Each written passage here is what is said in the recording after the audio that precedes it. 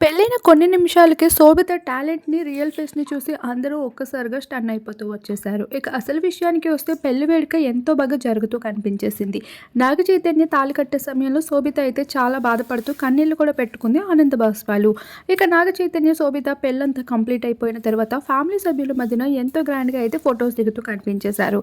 ఇక్కడ అక్కినేని అఖిల్ తన ఫియాన్సీతో కలిసి ఉన్న కొన్ని అడర్బుల్ ఫోటోస్ కూడా నెట్టింట వైరల్‌గా మారుతున్నాయి. ఇక తన ఫియాన్సీతో కలిసి తన అన్న పెళ్లిలో ఎంతో సందడి చేస్తూ అయితే అఖిల్ స్పెషల్ అట్రాక్షన్‌గా నిలుస్తూ కనిపించేశాడు.